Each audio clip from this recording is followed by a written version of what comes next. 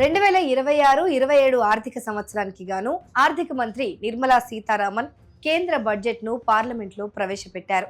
అయితే ఈసారి బడ్జెట్ కేవలం తాయిలాలు ఇవ్వడం పైన కాకుండా దేశ ఆర్థిక పునాదులను బలోపేతం చేయడం పైన దృష్టి సారించినట్టు కనిపిస్తోంది. అలాగే పన్ను విధానాల్లో ఎలాంటి ప్రకటన లేకపోవడం కూడా అందరినీ ఆశ్చర్యపరిచింది. అటు విదేశీ విద్య, పర్యాటకం పైన ప్రత్యేక రాయితీని కల్పిస్తూ పలు బెనిఫిట్స్ ఇచ్చింది. మరి అవేంటో ఇప్పుడు చూద్దాం.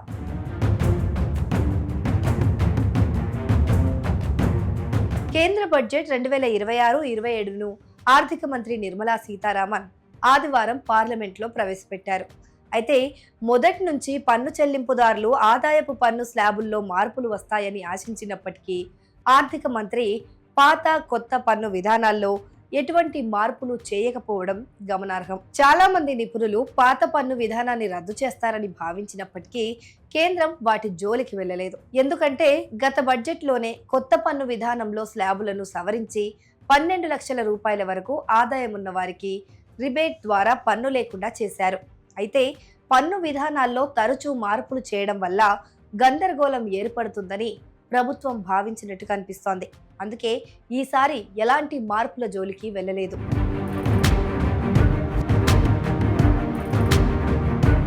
అయితే ఈ బడ్జెట్లో కొన్ని కీలక అంశాలను మాత్రం ప్రస్తావించింది.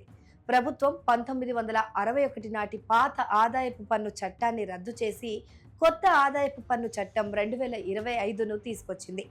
ఇది ఏప్రిల్ 1, 2026 నుంచి అమల్లోకి రానున్నట్లు నిర్మలా సీతారామన్ ప్రకటించారు. ఈ కొత్త చట్టం ద్వారా నిబంధనలను సరళీకరించడంపైనే ప్రభుత్వం దృష్టి పెట్టింది. కాబట్టి ప్రస్తుతానికి స్లాబుల్లో మార్పు చేయలేదు.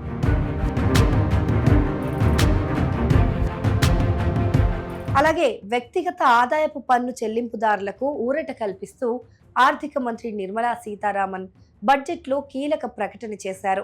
ఐటీ రిటర్న్స్ లో ఏవైనా సవరణలు ఉన్నప్పుడు రివైజ్డ్ రిటర్న్స్ ఫైల్ చేసేందుకు అవకాశం ఉంటుంది. అయితే అందుకు గడువు ఇప్పటి వరకు డిసెంబర్ 31 వరకే ఉండేది. దానిని మరో 3 నెలలు పొడిగిస్తున్నట్లు ఆర్థిక మంత్రి వెల్లడించారు. రివైజ్డ్ రిటర్న్స్ ఫైలింగ్ తేదీని డిసెంబర్ 31 నుంచి మార్చి 31 వరకు పొడిగిస్తున్నామని వారు తెలిపారు. ఆలస్యమైన వారికి స్వల్ప పెనాల్టీలు ఉంటాయని తెలిపారు. అంటే డిసెంబర్ 31వ తేదీలోపు ఫైల్ చేస్తే ఎలాంటి పెనాల్టీలు ఉండవు. ఆ తర్వాత మార్చి 31 వరకు రివైజ్డ్ రిటర్న్స్ చేసేవారు కొంత పెనాల్టీ చెల్లించాల్సి ఉంటుంది.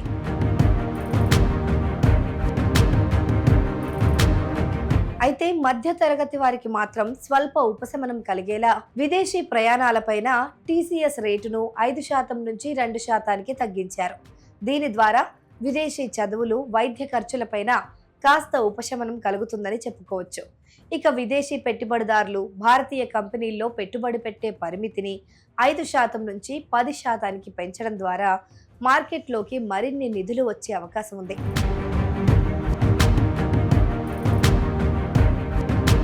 మొత్తంగా ఈ బడ్జెట్ సామాన్యులకు తక్షణ పన్ను లాభాలు ఇవ్వకపోయినా దేశ ఆర్థిక వ్యవస్థను సుస్థిరం చేసేలా ఉందని కేంద్రం అంటోంది. కొత్త ఆదాయ పన్ను చట్టం అమల్లోకి వచ్చిన తర్వాత పన్ను విధానం మరింత సులభతరం కానుంది.